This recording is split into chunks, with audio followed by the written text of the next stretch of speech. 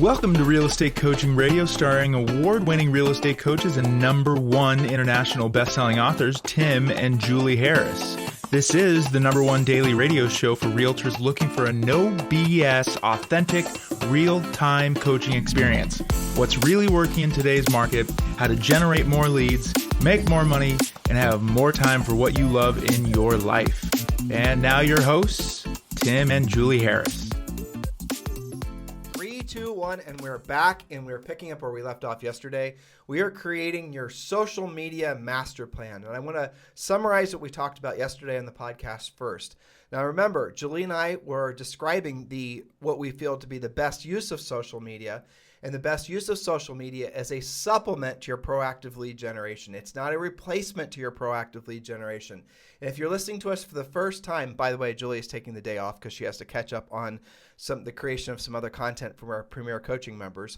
So if you are listening for the first time, do go back and listen to our past podcasts. We have literally thousands of shows available on iTunes and every place else you can possibly imagine. And this is the #1 listened to daily podcast for real estate professionals in at least the United States. So what is social media and what isn't social media? Social media isn't and never will be, and really was never intended to be, a replacement for real communication. At the end of the day, the most effective salespeople or business professionals of any variety will be the ones that have a online marketing strategy, including obviously social media. But it's really predicated on their offline, their direct proactive lead generation techniques. And if you don't do the direct proactive lead generation techniques, the online marketing really will be mostly a waste of time. And it's as simple as this. You imagine if you were selling anything, right? Cat toys, let's say. And you've got this great cat toy website. You've got this great cat toy social media campaign. You've got the kitschiest, best cat toy ever, and everyone loves your cat toy, except when they actually go and try to buy said cat toy, the experience is a total disconnect. And in other words, they go to the website, they try to call somebody, they try to have an experience beyond just looking at your ads, and then they discover that there's not anything there. That's what happens to a lot of folks who overinvest in social media, thinking that somehow the clouds are going to part, the sun's going to shine, and all of a sudden magically and mystically they're going to be able to do a lot of real estate transactions or sell cat toys. The most important aspect of the experience is going to be the offline experience when you're speaking directly with people. And you guys all intuitively know this too. And yet, many agents get into this business and they don't actually practice what they intuitively know. Think of it this way. What is Zappos known for? You guys are going to say shoes, and you'd be right.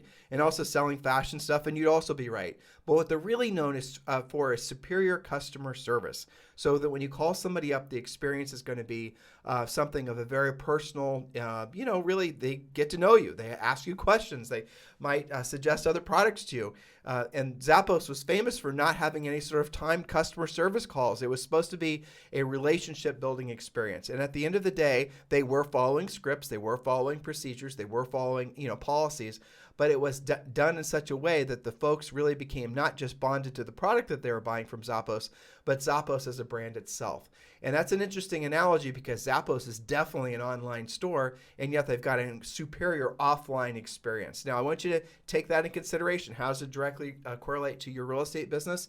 If you're not being a proactive lead generator, if you're not actually doing anything every single day to directly contact your centers of influence and your past clients, your expireds, your for sale by owners, and all the other sources of business we teach you to directly pursue, the offline activities are the most important thing is what I'm trying to tell you.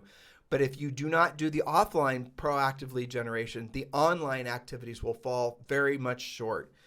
So I hope you're understanding that. It's what you do in the proactive arena versus that's going to really, at the end of the day, determine your long-term success versus what you're doing in the passive arena, which is social media, which is online marketing, which is paid ads, and all those other experiences. And I can give you example after example of people who have done incredible jobs online, incredible jobs with their marketing and their advertising, their branding and their websites and all the rest of it. But their actual sales frankly, their experience, their actual sales skills, knowing how to pre-qualify people, knowing how to present, fell short. In other words, they put the cart before the horse. And that's where you got to really be careful. So you might be able to basically have a lot of leads come your way, but if you don't know how to sift and sort those, if you don't know the questions to ask, if you don't know how to sell them, then why are you doing it in the first place? So be very, very careful that you aren't seduced into doing things in the wrong way. Now, here's the real interesting aspect of doing this in the right order.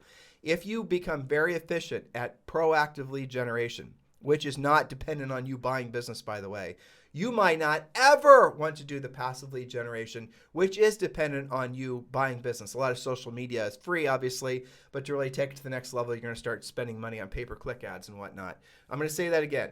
So if you get really good at the proactive lead generation, you, the actual customer, having a conversation, following essentially a script or a conversation outline that leads to a predictable, duplicatable result. When you get good at that skill set, you probably will never be seduced into doing anything other than, frankly, that. And Julie and I have seen this happen droves and droves of times. There are folks listening right now, this is the number one listened to daily podcast for real estate professionals in at least the United States, who are in a quagmire. You've been buying your business, trying to buy your business. You've seen your cost of your lead generation go through the roof. You've seen the results from your lead generation very much degrade over time because things become oversaturated. You're in it maybe a few years ago. Your Facebook ads were cranking out business. Maybe you had a really good recipe of things that were really working effectively, and all of a sudden it just sort of falls off. And that's what happens a lot of times on all sorts of online lead generation techniques. It'll work. I remember when Zillow came online, like 2007, 2008. And I remember we had coaching clients who were subscribing to Zillow. And you know what? It worked incredibly well. There wasn't all this sharing of leads and all this other stuff that they since integrated into their system, and effectively nullifying all the benefits of being a Zillow Premier agent over time. But originally it was phenomenal. And then over time, and by over time, it was a very short period of time, less than a year. And many of these same agents who were singing the praises of buying these Zillow leads stopped doing it because all of a sudden, they were sharing the leads with 3 other agents. All of a sudden, they were realizing that these leads weren't that valuable because the people weren't that motivated, that sort of thing. So this goes back to one of the rules that we have in our book, Harris Rules. Don't build your mansion on land you don't own. And I want you to think about that before I get to the next point, which is about social media. But don't build your mansion on land you don't own. Think about that intellectually for a second. It's fascinating. So if you are building your business based on social media, based on branding, based on buying your business, based on pay-per-click ads, based on all this other stuff, you are building your mansion, your future. Your mansion is your future. It's your business, it's your potential, but you're actually building it on a foundation on the land that you don't own. Something could change, and things change all the time. If you guys have been in business for yourselves for more than a blink, you'll know that it's very common for Google or for any of these other platforms to change their algorithm. So the thing that was working for you great today, all of a sudden you wake up tomorrow morning and it doesn't work. Again, it's a very simple concept. You've built your business on land you don't own. You cannot control ultimately what that landowner is going to do, and yet you've spent all this money and this time building this magnificent business, this magnificent lead generation machine, and it's ripped right from underneath you. I've seen that happen. We've personally experienced that in our coaching business on several occasions. In some cases, you just have to factor that into the business model that you're developing. But when you're trying to build your real estate business, when you are building your real estate business, always base your long-term success on a pillar. Again, lead generation spokes, but think of this, since we're talking about building a mansion, right? Imagine you're putting in a foundation. So build your primary foundation, the most important thing in your business, around something that you can always control. There are always going to be expireds. There are always going to be people you can call. There'll always be for sale by owners. There'll always be all these other sources of business we teach you guys to chase. No matter what goes on in the market with interest rates, who the president is, none of this stuff matters. There'll always be those sources of business that you can proactively lead generate to. Always and forever. That'll always and forever be true. I want you to think about that. That will never change. Now, if you then can develop the skills that'll make it so that you can predictably and duplicatably pursue that business, What we coach is a combination of obviously offline activities, calling them, directly communicating with them, combined with online activities. So we're teaching you how to do the best of both worlds to effectively get in front of that person, to communicate with that person, and to earn the right to be their listing agent primarily. That's what we hope you guys will understand, that in this market, focus all your best energies on being listing agents. That is what we teach in our coaching program. That's the foundation of what we teach. Now, what is the benefit of doing it this way? You own the ground and you own the mansion. The ground is your skill set, your skill, what you know, how to do it, how you can control your time. Knowing when you wake up in the morning, knowing that your effort is going to equal your results and it's not predicated on somebody else, that is the first step in building long-term wealth. Because after you can figure out how to do that, you can actually scale that. By scaling that, that means you can build a team around those skill sets. You can start to essentially delegate the lower yield tasks that maybe are clogging up your life now, transaction coordination and things like that. But in the interim, the thing that matters is take the time to develop the skill set. That way you can always have predictable and duplicatable business versus buying your business. And hopefully this makes sense. But with that said, we are talking about social media this week, and we are talking about ways you can leverage it, and we are talking about what to leverage it, really what to expect from it. And as we said yesterday, what social media is, it's the thing between mass communication, which let's just call that old school communication, old school media, and direct offline conversations, right? So it's a strange, amazing thing that's in between the two. It's got that mass media effect in some cases, obviously, and then it's also got that direct communication thing. And you guys, all of you have been on Facebook probably. I mean, if you were on Facebook at some point, got off, or you're on it now, there is an aspect of it that is broadcasting like a normal, old school media, and yet you have that intimate sort of feel of a conversation. You guys get it? Of course you do. You use social media. You know exactly what I'm talking about. So if you can understand that that's the purpose of it, and it's not designed, it never will, replace direct, proactive communication. So just summarizing in case you didn't listen the last couple days. All right, so letter C, build a social media content calendar and stick to it. Now, we talked about this yesterday, but this is a great idea for you to consider exactly what your goal is. And that was the first point we made, is what is your goal from social media? And what we're suggesting is you use it to reinforce your offline communication, your proactive lead generation. So build a social media content calendar. It's very, very simple. This isn't anything that takes a rocket science degree to understand. Monday might be market updates. Tuesday might be coming soon listings. Wednesdays might be buyers wanted. Thursdays might be thrilled clients. Fridays might be, open houses or announcements of events or some interest rate thing that's happened. Anything. It could be like, Free Friday, where you just talk about whatever you want to talk about. Now, we will suggest that you also integrate into your social media personal aspects. And again, these are the things that you maybe wouldn't think that other people would be interested in. You'll be shocked how many people are interested in your silly cat video, how you're working, doing a CMA, and how there's some, cat that won't get off your desk. People love that stuff, and it makes you more human. It takes the edge off. And you like looking at it as well. And that's what you remember. It's kind of funny, too. It's Maya Angelou said this, right? They'll long forget about what you told them. They'll always remember how you made them feel. And that's really true with social media, especially. You might find, and this is kind of funny, but we've had this experience too, that you can have the best skill set, the best everything, you have the stellar real estate reputation. You are known to be the best of the best when it comes to selling houses in your market. And yet the reason that they're going to do business with you is because you have a golden retriever. I know that seems funny, but here's the counterbalance to that. They wouldn't have done business with you had you just had the golden retriever. The golden retriever is the thing that humanized you, because you had this aura of being so successful, and maybe some people didn't find that as approachable as they would have, or they do now, because they can see you're like them and you love dogs. You guys get it? So just think about this. Look to see what you're attracted to online. Look to see who you follow online. Why is it that you like this Instagram person's campaign, or how they're presenting themselves? And it doesn't have to be all these fakey-do stuff. I know that it is so incredible to me that there are people, I think incredible in a good way too. I'm not criticizing. I'm not being a skeptic. I just think it's incredible.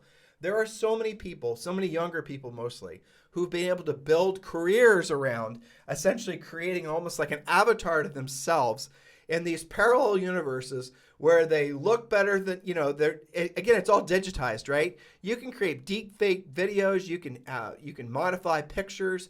You can drop in backgrounds of, there's Bob in, Iceland, or there's Bob rowing a boat at Lake Como. But it could all be completely digitized and completely fake. There's so many people that do that. And nobody stops to actually wonder how these influencers on Instagram can be in one part of the world one day and one part of the world the next.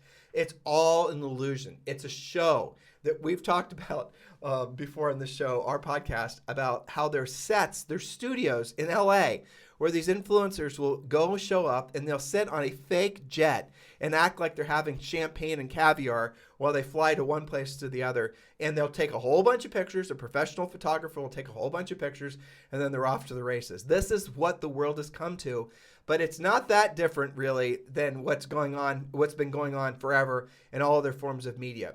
People seem to be interested in, obviously people are interested in other people, but people are interested in other people's lives. But it's almost like there's this mass illusion of people being interested in almost like a fake life that maybe they think they should aspire to.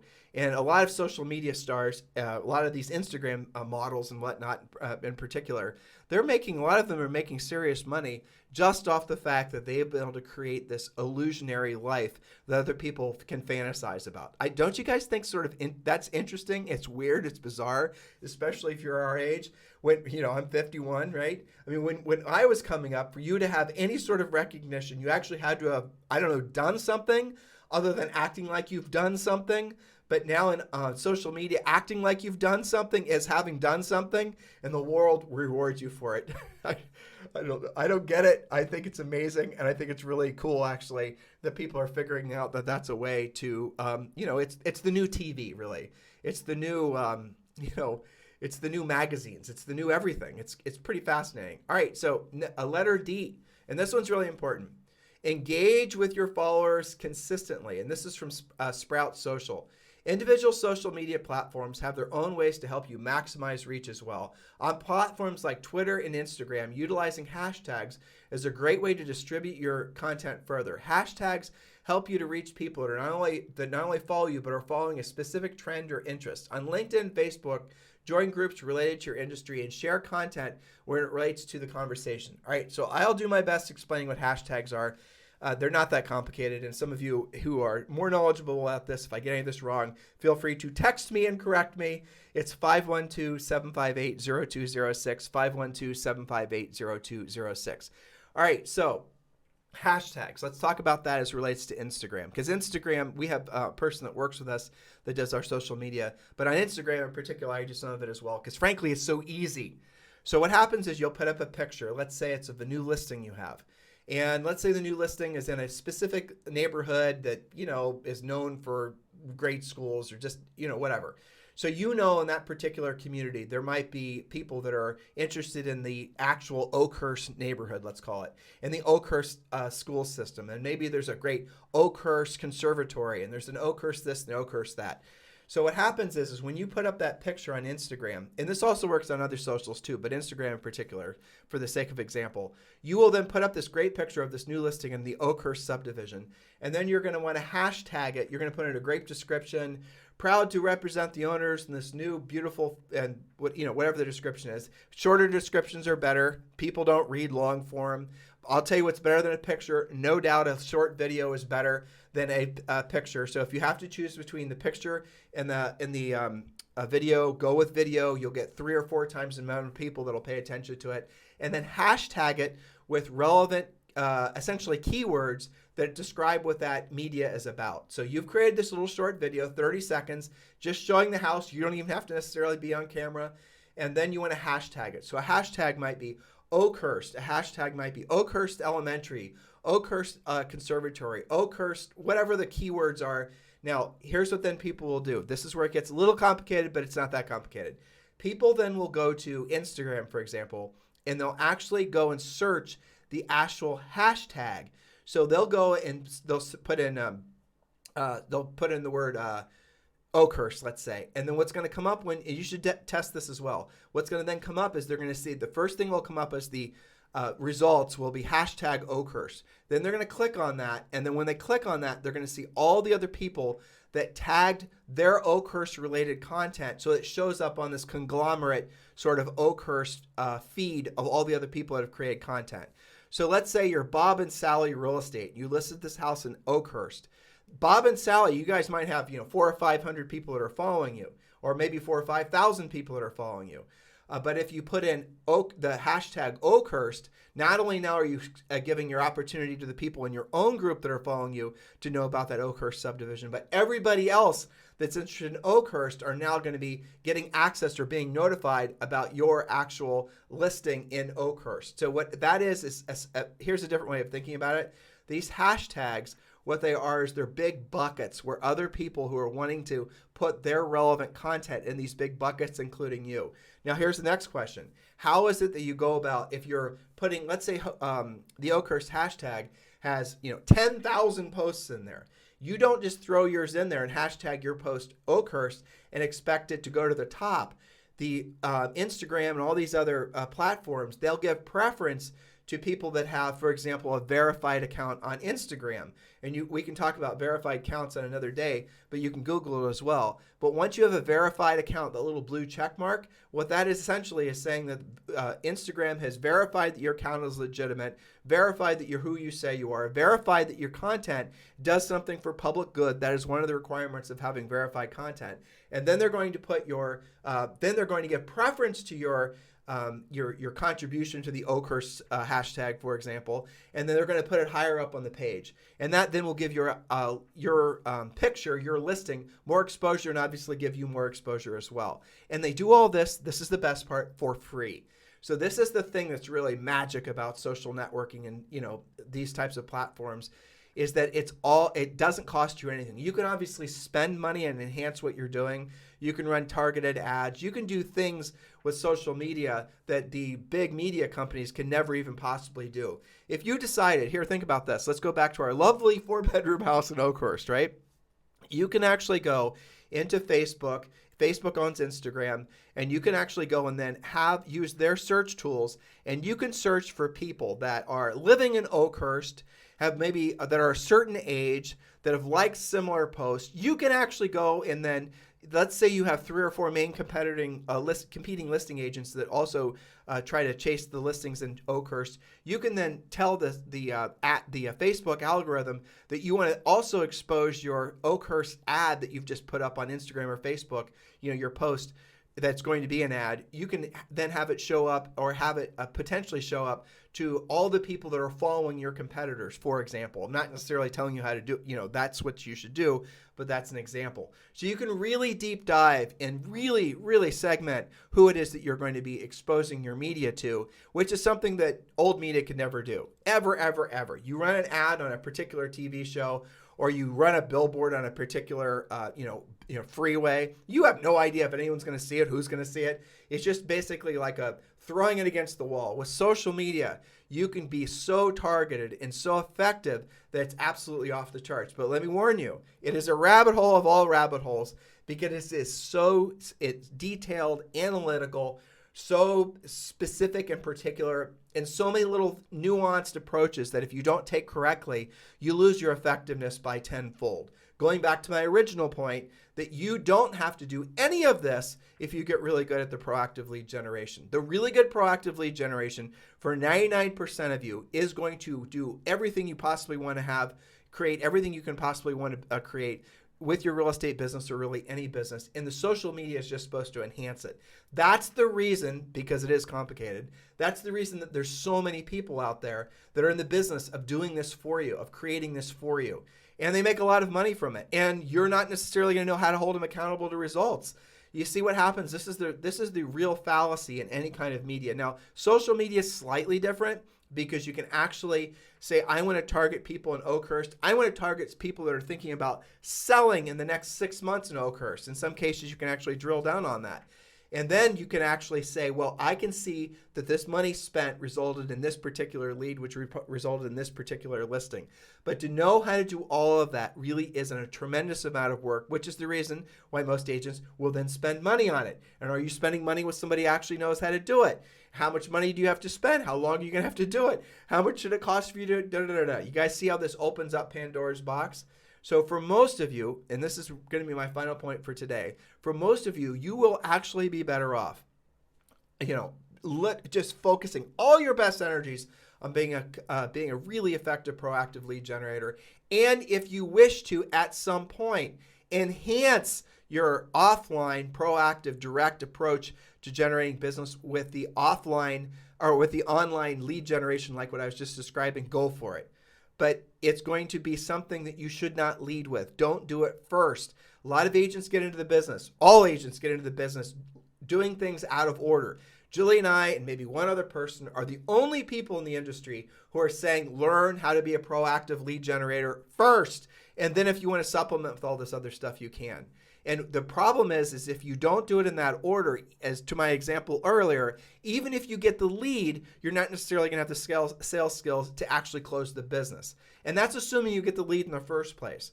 And unless you're coming from a deep background and knowing how to do all this stuff, make it secondary, third, cursory. Make it maybe that you never do it, but at least understand what its purpose is. And I'll summarize with what I summarized with yesterday.